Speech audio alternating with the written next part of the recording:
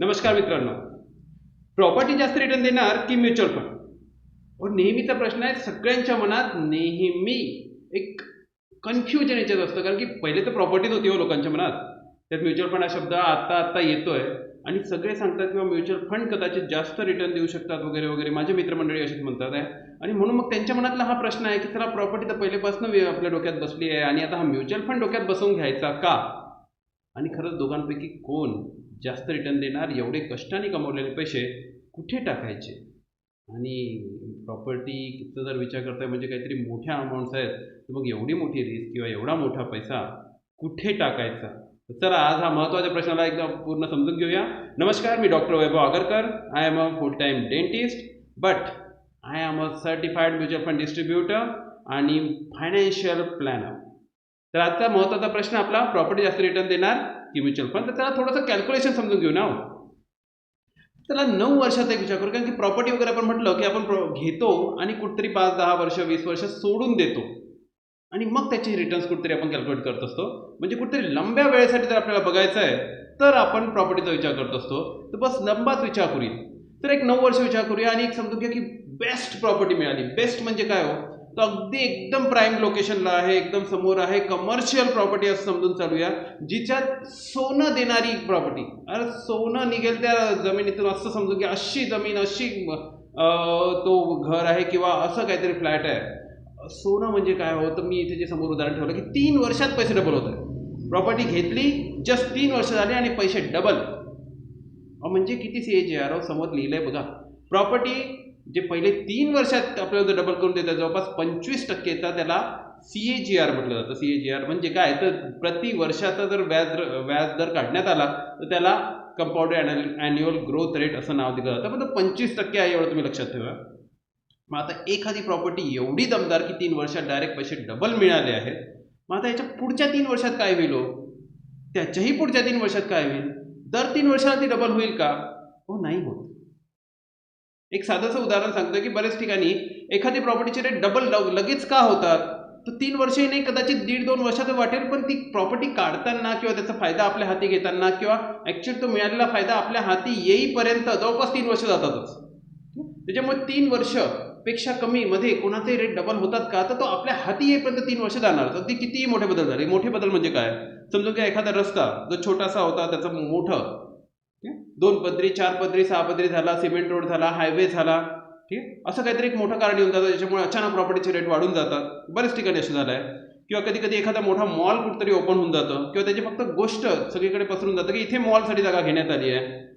एखाद्या ठिकाणी असंच काहीतरी मॉलसारखं मोठं एखादं सिनेमागृह येत आहे. एखादी मोठी टाउनशिप येत आहे.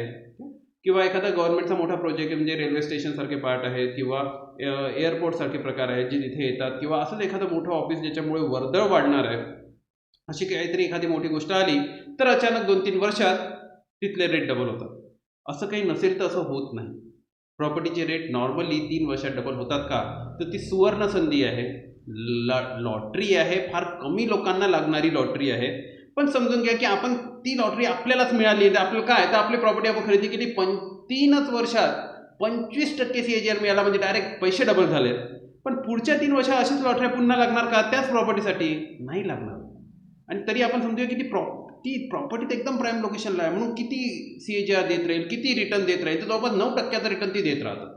अगदी गव्हर्नमेंटचा सर्वे आणि इव्हन तो पूर्ण भारताचा जो काही प्रायव्हेट ऑथराईज एजन्सीज आहेत त्यांनी केलेल्या सर्वेनुसार त्याचा जो काही ॲव्हरेज त्यांनी काढून ठेवला आहे तो आहे की जवळपास आपल्या प्रॉपर्टीच्या चांगल्या रिटर्न देतात आहे. मी एकदम वाईट नाही म्हणणार, मीडियम किंवा चांगल्या रिटर्न देणारे जे आहेत ते जवळपास 9%चा रिटर्न देतात लॉंग टर्मसाठी. 3 वर्ष, 6 वर्ष, 10 वर्षाचा कधी जर तुम्ही रिटर्न बघाल तर चांगली प्रॉपर्टी म्हटलं तर 9%चा रिटर्न. मग पुढच्या 3 वर्षात किती रिटर्न देईल? तर 9% देईन. त्याच्या पुढच्या वर्षात जवळपास किती देईन? तर 9% देईन. मग आता हा जर आपण 9 वर्षाचा एक ॲव्हरेज बघायला गेलो तर ही एकदम चांगली दमदार प्रॉपर्टी आपल्याला किती रिटर्न देत आहे हो? ते जवळपास 18%चा रिटर्न देतं. ठीक आहे. तर जर का तुम्ही फार लकी आहात तर तुम्ही प्रॉपर्टीमधून किती रिटर्न काढू शकतात?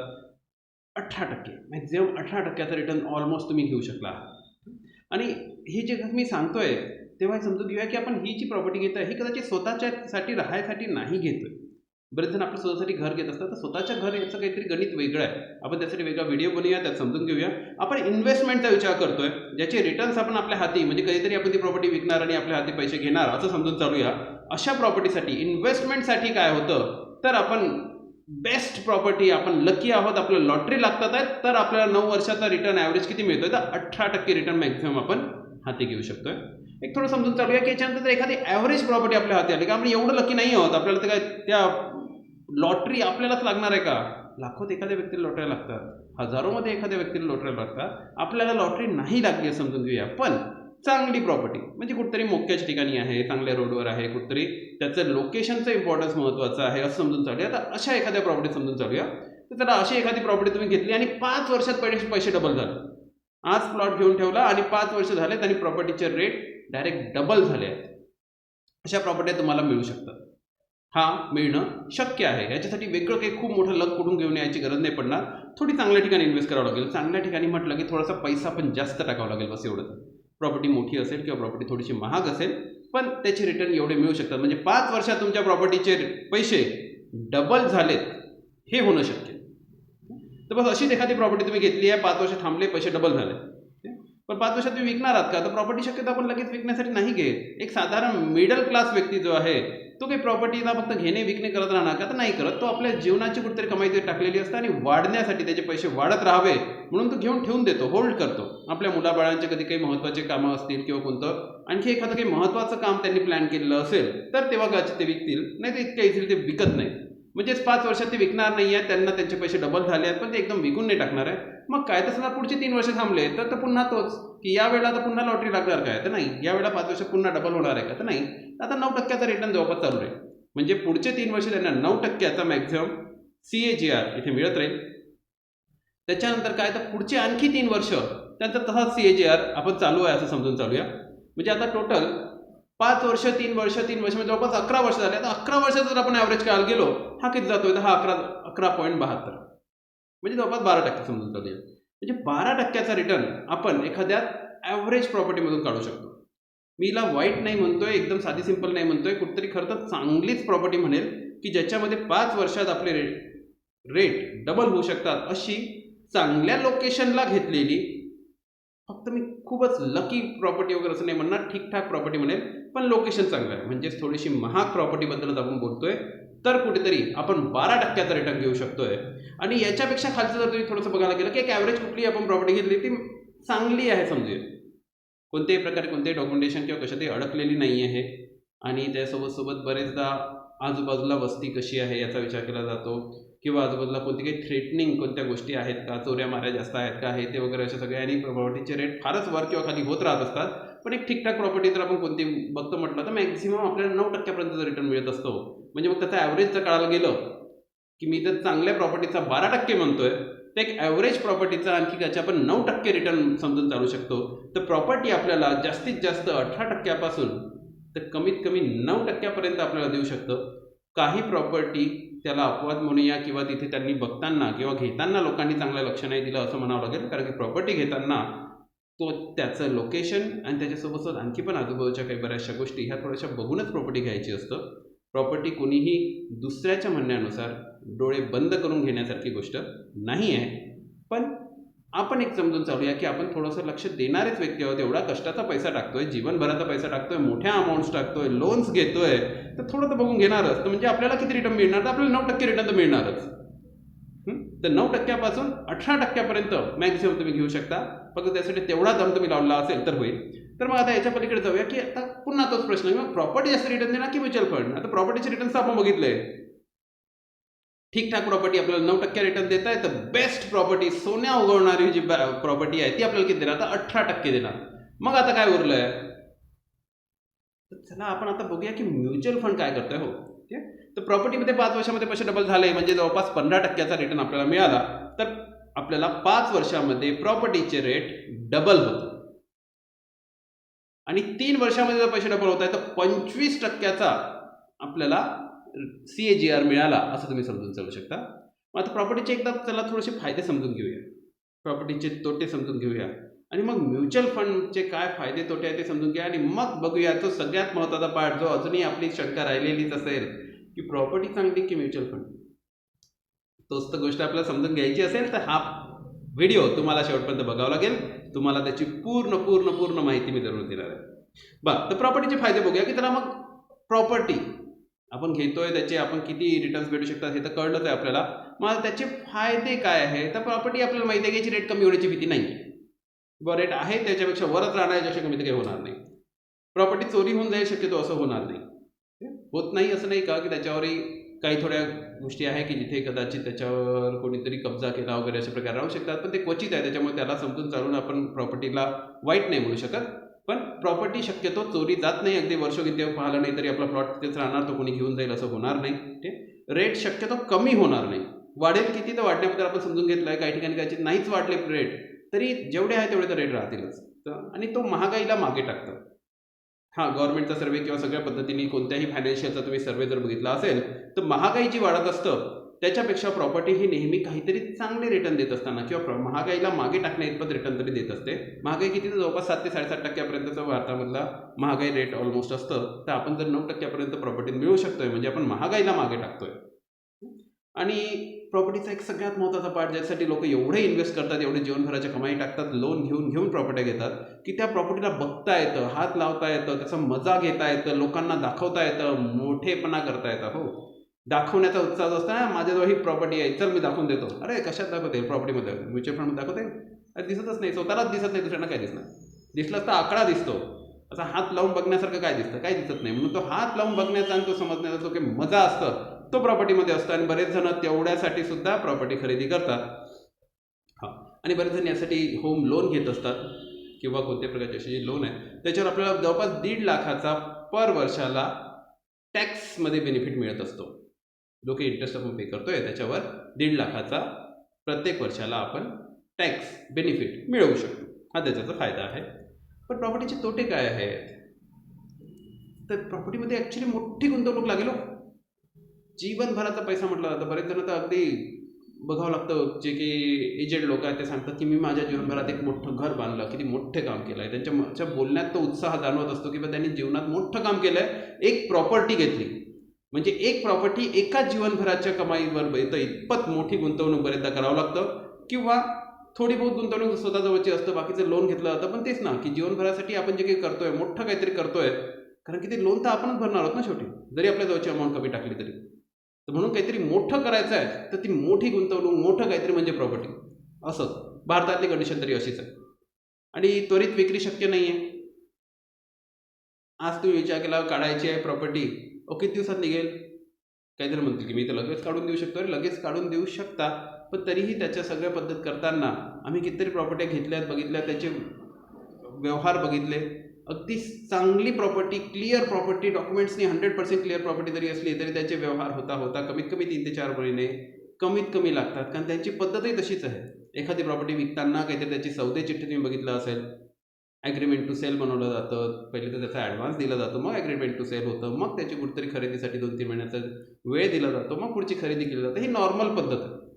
कुणीतरी झटपट करेल तरी 15-20 दिवस, 1 महिना, 2 महिन्यानंतरच करतील. तर कितीही काही झालं तर 3-4 महिने कमीत कमी एखादी डील फिक्स झाल्यानंतर होतं. आणि बरेच जणांना तर त्याचे चॉईस करता करता किंवा ग्राहक दाखवणे आणि बघणे हे करता करता अगदी वर्ष निघून जातात. अशा कितीतरी प्रॉपर्ट्या आहेत आमच्याकडे, असे कितीतरी क्लायंट्स आहेत की ज्यांची कितीतरी प्रॉपर्टीज त्यांनी विकायला काढल्यानंतर वर्ष लागले त्यांना विकायला. म्हणजे त्वरित विक्री, त्वरित हातात पैसे येणे. आपल्याला विक्रीचं काय करायचं? आपल्याला तर एखादी गरज आहे, पैसा हाती हवा आहे, तो पैसा असा नाही निघत. आणि समजून घ्या एखादं घर आहे तुमच्याकडे आणि त्या घरातला तुम्ही विचार केला की नाही मी फक्त बाथरूमच विकतो किंवा संडास विकतो, कारण मला तेवढेच पैसे पाहिजे. पूर्ण प्रॉपर्टी विकून जे करोडो येणार आहे, मला नको आहे करोडो, मला फक्त 2-4 लाखच पाहिजे. तर विकता येतं का? एक फक्त संडासच विकलात, लॅट्रिनच विकलात, शक्य आहे का? 2-4 विटाच विकतो बा घरातल्या, शक्य आहे का? नाही. म्हणजे छोटंसं काहीतरी विकतोय, थोडासाच पैसा घेतो, हेही शक्य नाही. विकेल तर पूर्णच विकावं लागेल, घ्यायचं आहे तर पूर्णच घ्यावं लागेल, करावं लागेल तर मोठंच काहीतरी करावं लागेल. छोटं काही करण्यासारखं ऑप्शन प्रॉपर्टीमध्ये मिळत नाहीत. घेऊ काय तर याच्यावर लोन घेता येतं, तर लोन पुन्हा लोनच आलं आहे ना. लोनबद्दल आपण स्पेशल वेगळा व्हिडिओ बनवू, त्याच्याबद्दल समजून घेऊया की लोन खरंच कितपत कोणासाठी चांगला आहे. मी लोनला पूर्णपणे वाईट नाही म्हणणार, पण त्याला मी पूर्णपणे चांगलंही नाही म्हणणार. आणि मेंटेनन्स, एक घर तुम्ही घेऊन ठेवलं आहे, काहीच नाही करतोय म्हणालं की त्याला मी फक्त 5 वर्ष बंदच ठेवतो. अरे बंद ठेवलं तरी ते खराब होतं ना, त्याचा कलर खराब होतो, तिथले नळं खराब होतात, तिथल्या इलेक्ट्रिकच्या बटना कुठेतरी गंजल्यासारख्या, कुठेतरी अडकल्यासारख्या होतात, त्याचा प्रॉपर्टी टॅक्स तुम्हाला भरावा लागतो, तर त्याचं मेंटेनन्स दर वर्षाला असतो. तुम्ही म्हटलं की नाही मी कशाला घर घेणार, मी तेवढा हुशार आहे ना, मी फक्त घेईन तर अनकन्स्ट्रक्टेड प्रॉपर्टी प्लॉट घेईन. प्लॉटला सुद्धा मेंटेनन्स असतंच ना. काय असतं तर कमीत कमी प्रॉपर्टी टॅक्स तरी भरावाच लागतो ना त्याचा. बाकी तुम्ही स्वच्छताही नाही केली, झाडं वाढू दिले, काही झालं तरीही कमीत कमी प्रॉपर्टी टॅक्स तर भरावाच लागतो. लिक्विडिटी चलनिधी नाही, त्यातून आपण पैसे काढून नाही घेऊ शकत, काढायला फार किचकट जातं, विकावंच लागेल तेव्हाच नाही केलं आणि त्याला भरपूर वेळ लागतो. आणि कागदपत्राचे तर तुम्ही कोणी समजून घेतलं तर बघा, अगदी एकेका कागदामुळे बऱ्याचशा गोष्टी अडतात. ते कागदपत्र काढावे लागतात, त्यासाठी खर्च करावा लागतो, गव्हर्नमेंटच्या ऑफिसेसमधल्या चक्रा माराव्या लागतात आणि हे सगळ्या गोष्टी प्रॉपर्टीसोबत होतात. चला, त्याच्यानंतर आपण जर दुसरा पार्ट जो बघतो तो मग ते म्युच्युअल फंड. मग आता एवढं जर आपण प्रॉपर्टीला असं काही म्हणतोय, मग म्युच्युअल फंड काही चांगलं आहे का? तर आता समजून घ्या की पहिले म्युच्युअल फंड आतापर्यंत जे आपण आपली उत्कंठा जी आपण खेचून धरली होती की चला प्रॉपर्टीचे रेट आपण समजून घेतलेत, 18% मॅक्झिमम आहे किंवा 12% आपण बघितलं, किंवा कमी झालं तर 9% आपण बघून झालो आहे. मग म्युच्युअल फंड किती देतात? तर म्युच्युअल फंडचा जर तुम्ही काही वर्षांचा एक 10 ते 20 वर्षाचा ॲव्हरेज जर बघायला गेलात तर जवळपास 15 ते 20% इझिली तुम्ही मिळवू शकता. मी तुम्हाला एखाद्या व्हिडिओमध्ये माझा पोर्टफोलिओ दाखवेल, त्यातला मी आत्ता जेव्हा इन्कम, मी सध्या हा व्हिडिओ जो बनवतोय हा 26 जुलै 2024ला बनवतोय आणि आज मी ॲक्च्युली माझ्या CA कडे माझं इन्कम टॅक्स रिटर्न फाईल करायसाठी फायनली जाणार आहे. मी काल परवा पुन्हा जाऊन आलो आणि माझा जो पोर्टफोलिओ आम्ही अभ्यास करतो तो 30%चा रिटर्न मला देताना दिसतोय. फार काही वेगळं केलं का होतं नाही. मी 2020ला चालू केलेलं माझं काम, 2020 पासून मी म्युच्युअल फंडमध्ये माझे पैसे टाकतोय. त्याचा पूर्ण एकत्रितपणे आज जर माझा मी पोर्टफोलिओ बघतोय तो स्टेप बाय स्टेप टाकलेले अमाऊंट्स आहेत, छोट्या छोट्या अमाऊंट टाकलेले आहेत. काही माझ्याकडे काही खूप मोठा पैसा भेटलो पाहिजे जमा आहे असं काही नाही आहे. पण तो CAGR जो आज मी बघायला जातोय माझ्या पोर्टफोलिओचा तो 30%वर आहे. मी 30%च नेहमी मिळेल मी असं नाही म्हणून चालत, पण तो 12 ते 15% तर इझिली अगदी 20 वर्षापासून लोकांच्या हिस्ट्रीमध्ये त्यांना मिळालेला आहे. आणि 20% मिळवणं इझी आहे जर का त्यांचं लॉंग टर्मचं प्लॅनिंग तुम्ही आमच्याकडून करून घेत आहात, तर 20% मिळवणं ही इझी शक्य होऊन जातं. मग आता 20% म्हटलं तरी आपण बेस्ट टू बेस्ट प्रॉपर्टीच्या वर आहोत ना. बेस्ट टू बेस्ट प्रॉपर्टी किती? तर 18% सांगितलं होतं मी. तर तुम्हाला इझिली शक्य काय म्हणतोय तर 20% तुम्हाला शक्य आहे. 15% तर फार फार इझिली शक्य आहे, कोणताही विचार न करता. 15 ते 20 आपल्याला थोडासा प्लॅनिंगची गरज आहे, आपल्याला एक लंबा होरायझन देण्याची गरज आहे. आणि 20%च्या वर तर बिंदास तुम्ही नाही मिळणार असं समजून चला. 20%च्या वर जायची आपल्याला गरजच नाही असं समजून चला, कारण की आपण सगळ्या प्रॉपर्टीतला आणि सगळ्याला मागे टाकून म्युच्युअल फंडमध्ये आलेलो आहोत. आणि मग म्युच्युअल फंडचे फायदे काय? तर छोटी गुंतवणूक शक्य आहे. अगदी 500 रुपयापासून तुम्ही इथे म्युच्युअल फंडमध्ये टाकू शकता. जर का तुम्हाला एवढे चांगले रिटर्न्सच पाहिजे, 15 ते 20% रिटर्न पाहिजे, त्यासाठी काय करायचं? काही मोठे अमाऊंट्स घ्यायचे नाही, काही कोणता लोन घ्यायची गरज नाही. फक्त 500 रुपये भरा, छोटीशी अमाऊंट भरा आणि झटपट पैसे काढता येतात, झटपट पैसे टाकता येतात, त्वरित विक्री शक्य आहे. आज ऑर्डर द्या, 3 दिवसात तुमची अमाऊंट तुमच्या याच्यामध्ये येऊन जातात. टॅक्स बचत गुंतवणूक याच्यामध्ये पण आहेत.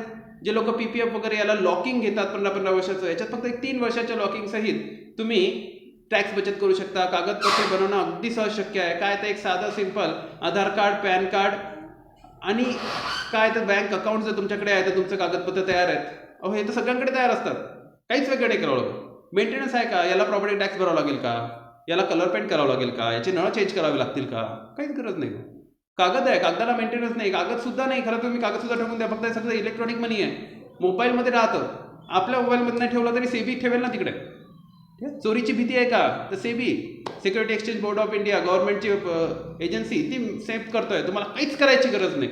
मोबाईल सुद्धा सांभाळून ठेवायची गरज नाही, ते सुद्धा त्यांच्याकडे सेबीकडे सगळं रेकॉर्ड राहील. तुम्हाला मोबाईलमध्ये सुद्धा रेकॉर्ड ठेवायची गरज नाही. जेव्हा तुम्हाला गरज असेल तेव्हाच फक्त ते ॲप इन्स्टॉल करा आणि तुमचा पैसा भरा. इन्फ्लेशनला जबरदस्त मागे टाकेल. महागाई जे आपला पैसा खाऊन जात आहे, आपलं सगळी मलाई खाऊन जात आहे, त्या सगळ्याला मागे टाकण्याची कॅपॅसिटी म्युच्युअल फंडमध्ये आहे. एवढे सगळे फायदे असलेला हा म्युच्युअल फंड जो आहे तो तुम्हाला तो देऊ शकतो की जे तुम्ही जीवनभराची कमाई आणि एवढा मोठा रिस्क घेऊन जेव्हा तुम्ही एखादी प्रॉपर्टी खरेदी करताय ते करायची गरज नाही. निश्चित अमाऊंट तुम्ही जेवढे टाकाल तेवढे तुम्ही रिटर्न मिळू शकणार. प्रॉपर्टीमध्ये तुम्ही मोठे अमाऊंट टाकता त्याचे मोठे रिटर्न दिसतात. तसेच तुम्ही जर म्युच्युअल फंडला समजून घेतलं आणि तशा अमाऊंटचे टाकाल तर तेवढे रिटर्न मिळेल. मग आता याचे काही तोटेच नाही आहेत का? एवढं जर चांगलं आहे तर मग काय, तर मार्केटनुसार याची चढ वितार होतं. त्याच्यामुळे त्याची भीती आपल्या मनात असतं. त्या भीतीमुळेच तुम्ही कुठेतरी दूर थांबलेला आहात, अजून याच्यात आलेलं नाही आहात. तर चला भीतीला समजून घ्यायचं असतं. भीती तर बऱ्याच साऱ्या गोष्टीची आहे. पोहण्याची भीती असतं, लोक स्विमिंग करत नाहीत का? गाडी चालवायची भीती असतं, लोक गाड्या चालवत नाहीत का? अहो नापास होण्याची भीती असतं म्हणून लोक काही शिकत नाहीत का?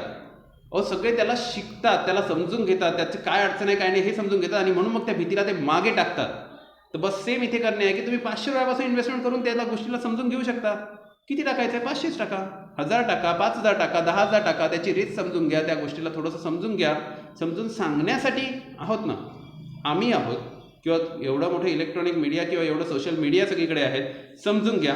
हां, तुम्हाला त्या रस्त्यावर बनवून ठेवण्यासाठी आम्ही आहोत. कधी पण शंका आली त्याच्यामुळे तुम्हाला भीती वाटली ती त्या मिनिटाला समजून घेण्यासाठी आम्ही आहोत. आणि बस, तर हा चढ उतारची भीती जर तुम्ही मनातून काढू शकलात तर इझिली शक्य आहे. आणि म्युच्युअल फंड सेफ आहेत का? माझी जीवनभराची EMI मी टाकली आणि असे माझे असे कितीतरी हजारो लोक माझ्याशी जुडले आहेत जे त्यांचे लाखो रुपये याच्यात टाकतात आहेत. आज त्यांचा पोर्टफोलिओ करोडोवर पोहोचला आहे. लाखोच टाकले, आज ते करोडोवर पोहोचले. काही वर्ष त्यांना लागले तिथे पोहोचायला. तर एवढी तर जीवनभराची कमाई टाकू शकतात. तर निश्चित ते सेफ वाटतंय त्यांना, तेव्हाच ते टाकू शकतात. त्यांनी अभ्यास केला, तुम्ही पण करू शकता. बरं, कंपनीची संबंधित भीती, याच्यामध्ये रिस्क कोणत्या असतात? म्युच्युअल फंड दोनच रिस्क आहे. एखादी कंपनी डुबली तर काय होईल? एखादी कंपनी डुबली तरी म्युच्युअल फंड डुबत नाही. याला समजून घेता येतं. त्याला कंपनी रिलेटेड रिस्क म्हणतात. त्याला खूप छान मॅनेज केला आहे, गव्हर्नमेंटनी मॅनेज केला आहे म्युच्युअल फंडचा पूर्ण बंच बनवून. दुसरं काय की मार्केट वर खाली झालं तर, कोरोना आला, मार्केट खाली गेलं, काय करणार? काही नाही, थांबा, काही दिवस थांबा, फक्त मार्केटमध्ये तसेच बनून राहा, काढू नका, टाकू नका, वाटल्यास तसेच थांबा. एका वर्षानंतर कोरोनामध्ये झालेले पूर्ण नुकसान भरून निघालेले होते. एकाच वर्षामध्ये कोरोनामध्ये जो काही मार्केट खाली गेला तो पूर्णपणे वर आला होता. म्हणजे एक वर्ष तुम्ही थांबला की तो मार्केटचा रिस्क जो काही आहे तो निघून जातो. म्हणजे फक्त लॉंग टर्म इन्व्हेस्टमेंट करा, तुमची मार्केट कितीही खाली जाऊ दे, तुम्हाला फरक नाही पडणार. म्हणजे म्युच्युअल फंडमध्ये दोनच भीती होत्या, दोन्ही त्यांनी गव्हर्नमेंटनी पूर्ण विचार करून चांगल्यापणे अवॉइड केल्या, काढून टाकल्यासारख्या आहेत, निग्लिजिबल केलेल्या आहेत. म्हणजे याच्यात रिस्क फारच कमी राहिलेली आहे. फक्त तुम्ही समजून घेतली की तुम्हाला ते कळेल. आणि याच्यात फक्त अडचण काय तर असतं, असं दाखवण्याचा मजा नाही हो. तो लोकांना असं दाखवू शकत नाही तुम्ही की माझ्याकडे म्युच्युअल फंड असा आहे, असा हाती घेऊन नाही दाखवू शकणार आहे, असा टच नाही करता येणार आहे. तर मग तेवढं मनाला ट्रेन करा की तुमच्या जवळची इन्व्हेस्टमेंट तुम्हाला मोठेपणा दाखवायसाठी नाही करता येणार, मोठं बनण्यासाठी करता येईल. आणि मार्केट कमी खाली असताना पैसे काढणे हे कठीण असतं. त्याच्यामुळे आपल्याला आपलं प्लॅनिंग करण्याची गरज असतं की चला जेव्हा मार्केट खाली राहील तेव्हाच तुम्हाला काढायची गरज पडली तर नुकसान होऊन जायचं. तर मग स्वतःचं प्लॅनिंग फक्त परफेक्ट करण्याची गरज आहे. आणि त्यालाच फायनान्शियल प्लॅनिंग हा शब्द वापरला जातो. तुम्हाला हवं आहे तर ते बिंदास तुम्ही आमच्याकडनं करून घ्या. आणि तुम्ही या प्रगती करणाऱ्या नवीन मार्ग जो आहे, ज्याला म्युच्युअल फंड म्हणूया, त्या रस्त्याने तुम्ही येण्याचा प्रयत्न करा. आणि याच्यामध्ये कोणतंही लॉकिंग नाही आहे. प्रॉपर्टी तरी कुठेतरी अडकल्यासारखी होतं, आपण लगेच टाकलं लगेच काढा गेलो काहीतरी नुकसान होण्याची शक्यता असतं. ठीक आहे, इथे कोणतंही लॉकिंग नाही आहे. कोणत्याही दिवशी तुम्हाला आता नितांत गरज पडली ना, 3 दिवसात तुमच्या अकाउंटमध्ये तुमचे पैसे येतील. एमर्जन्सी ज्याला म्हणतात, जेव्हा तुम्ही काही स्वतःचा जीव सुद्धा द्यायला तयार असतात तेव्हा नुकसान, पैशाचं नुकसान काय गोष्ट आहे. तर बस याच्यामध्ये अशा वेळेला जेव्हा खरंच एमर्जन्सी आहे तुम्ही 3 दिवसाच्या आत तुमचा पैसा पूर्णपणे काढून घेऊ शकता. जबकी प्रॉपर्टी तुम्हाला 3 दिवस काय 3 महिन्यातही कदाचित पैसे देणार नाही. म्हणजेच एमर्जन्सी फंड म्हणून कोण काम करू शकेल? तर म्युच्युअल फंड काम करू शकेल. तर चला मित्रांनो, आजचा हा महत्त्वाचा टॉपिक आपण आज कव्हर केला आहे. आम्ही आगरकर फायनान्शियल्स, आम्ही सर्टिफाईड म्युच्युअल फंड डिस्ट्रीब्युटर्स आहोत. आमची स्पेशल टीम आहे आणि तुमचं पूर्ण फायनान्शियल प्लॅनिंग करण्यासाठी आम्ही अगदी नेहमीसाठी काम करतोच आहोत. आणि कोणते प्रश्न असतील तर ते सॉल्व्ह करण्यासाठी आम्ही बसलो आहे. आम्हाला लाईक सबस्क्राईब करून द्याल. आणि जर का तुम्हाला काही एक शंका असतील कमेंट्समध्ये जरूर टाका. धन्यवाद.